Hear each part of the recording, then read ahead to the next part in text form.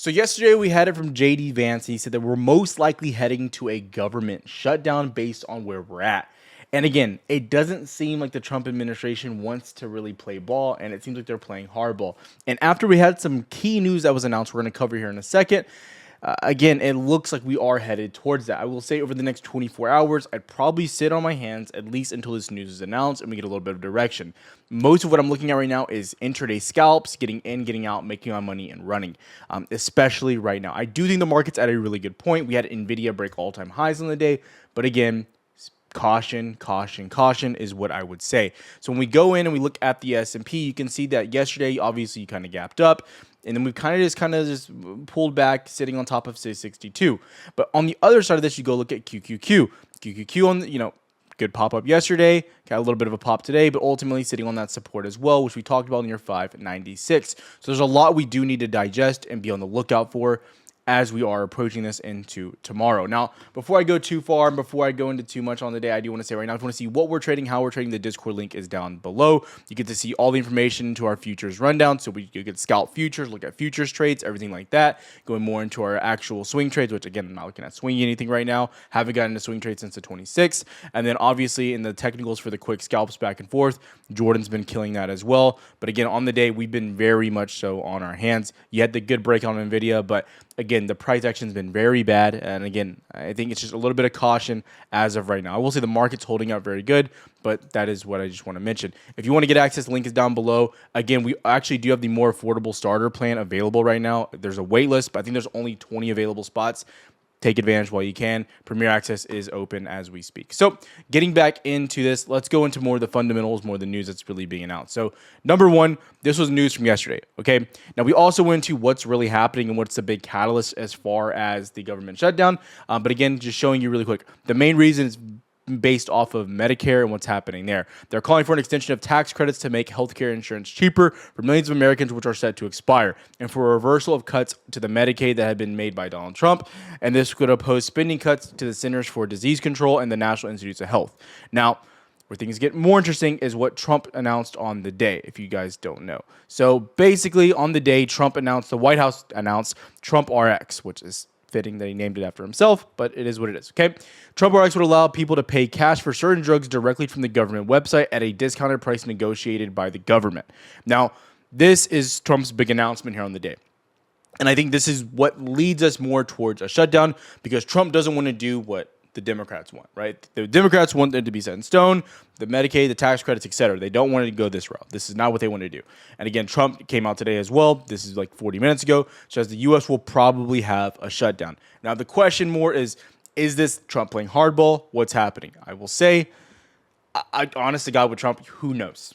Who knows? But when you look at what's happening with healthcare overall, with XLV, we saw a pretty stout dip going in from like last week. Again, we started seeing a pickup, and healthcare is actually loving this, getting a bounce towards the, I believe, 50 or 200 SMA there, which is worth mentioning. Okay, so you can actually see you're coming back in that 200 SMA.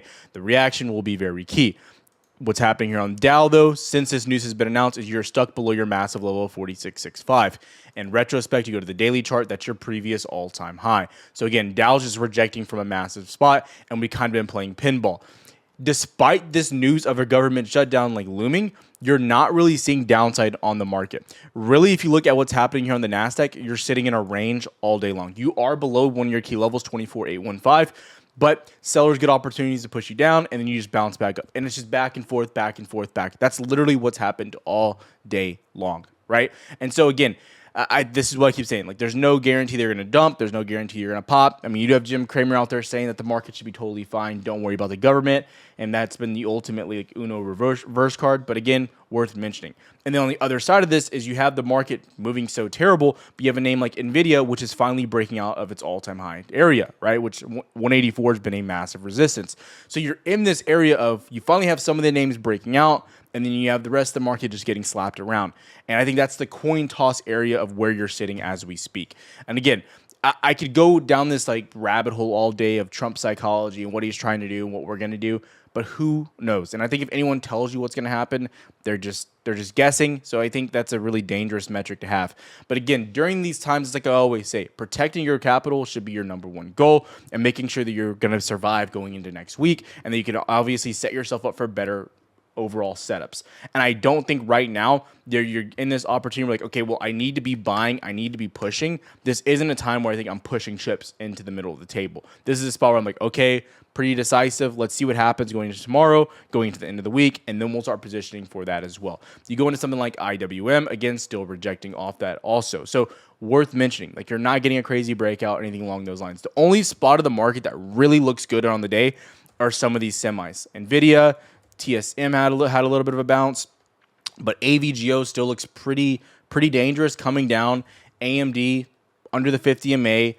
AMAT doesn't look that great. ASML looked better on the day, but again, it's kind of rejecting from your local highs. So again, like I say, like you should just take a step back, look at what's happening, kind of read the room as well, right? Very important to understand this. And again, like even your Mag 7 names, like Netflix, still kind of on the come down. It's at support 1180, big support. Until you lose that, you can't really go short, but still on the come down. Meta, the news of the ChatGPT AI social media app, crazy idea by the way, but again, down at like 730 on the come down. Apple on the day, which has been such a strong name, it looks, I'm not going to say it's very weak or anything like that, but you're kind of like, again, on the come down, making lower highs here. You have a little bit of a pennant going on, but still, you're not getting that move to the upside right now, right there. So again, I can go Google on the come down. Like, so again, very Microsoft, one of the better looking names above the 50 MA, looks really good. But besides that, like I said, just going down the list, you're like, okay, well, there's nothing that's really great, nothing, no major opportunity. But I also am from the other side of the lens of like, okay, well, is there something I should be shorting? Like with the exception of like Oracle, which I've gone into detail about, and like some of these trash, IWM names like INOQ, Quantum, etc. I don't think there's a lot of opportunity there either. So again, as you're sitting here, you're in this range. Sellers could have pushed it. Again, that's the other side of the story as well, is sellers aren't doing anything. Like buyers aren't getting you up, but sellers are also doing a whole lot of nothing. I mean, maybe QQQ and SPY give you a better example, but again, this isn't what you want to see. You would like to see continuation. You would like to see like overall, momentum by sellers, and you're not. You're just sitting on support, doing nothing, right? It's again the same old same, kind of repeating this process right now. And again, you could start rushing to trades, doing whatever you want.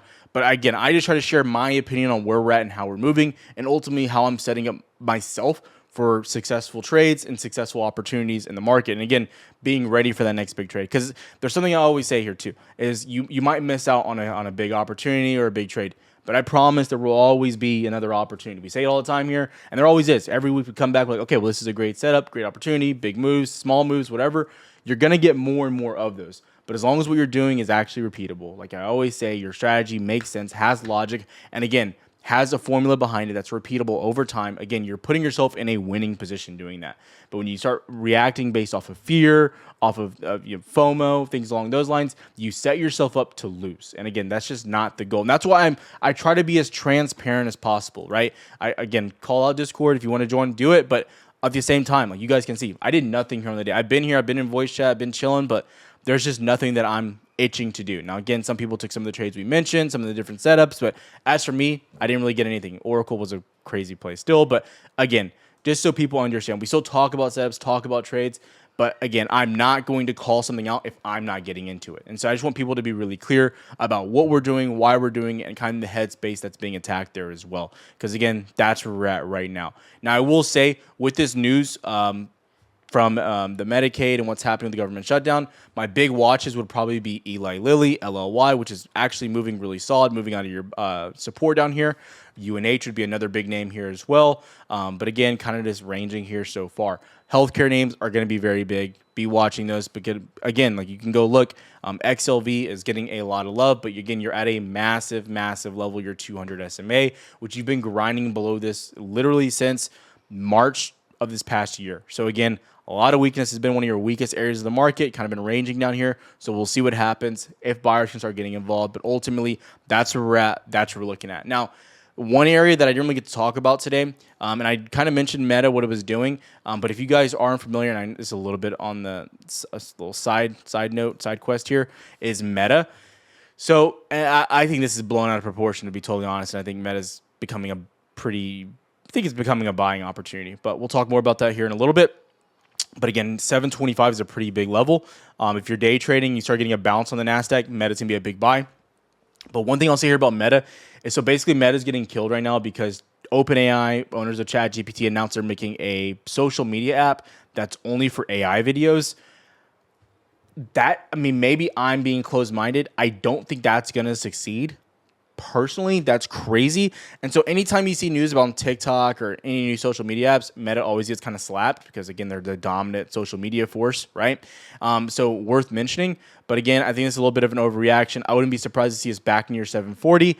We'll see what happens, but ultimately that's way down the ways as well. I don't think that's going to come out tomorrow, next week, next month. So definitely worth mentioning. I think this is an overreaction. You're seeing some sell side. Be looking for this to get some love back towards 740, above 740, back into 747, and maybe a 50 MA retest at 751 as well. So some of the bigger names out there, what I'd be watching. Also, too, guys, if you are looking to trade futures, again, who I use is Tradeify. The link is down below.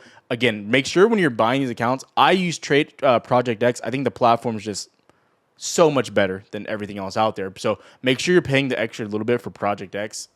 I'm just telling you, if you don't use Project X, MyFunded Futures is a really cheap option as well. But again, you might save a little bit if you want to use Tradeivate on there. But I use the 50K accounts for the Lightning funded, or you can go to the growth accounts and do the 50K accounts there. We have to pass an eval, but again, there's no activation fee, so it's still one of the cheapest options out there with the payouts as well. So make sure if you're interested in futures, that's all there for you. But again, what I'm really looking at, and I will just say again, people are always going to say, Tyler, well, what do you think is going to happen? I think with this announcement of what Trump is trying to do with Trump RX, I think it's likely. I think a government shutdown. I think this is I think this is what he wants. I don't think he's wants to shut down people. The Trump people here don't attack me, but I'm just saying I think that he wouldn't have announced this today if he didn't think this gave them bargaining power. So either the Dems bend. I don't think Trump is going to bend here personally. We'll see. But again, he named it after himself. So it just seems like this is definitely what Trump wants to push, and he wants to kind of be the new norm. So again, I think this is an area where either Dems bend or Republicans are not here. So personal opinion, what I'm looking at. And again, I'm sure we'll get more news coming out about this over the next few hours. So make sure you're paying attention. I'll have another video coming out later as well. I'll give a deeper dive into SPY and a few other things as well. So again, that is there for you. Have a good one, traders. See you later. And again, we're also going to be starting we're going to be starting our live streams in the morning around 7:30 a.m. Central every single day, an hour before market open. That's 7:30 a.m. Central. So again, if you're Eastern, it's going to be an hour before market open. So make sure you're ready for that as well. We'll be here every single day, Monday through Friday. Check it out. Have a good one, traders. See you later.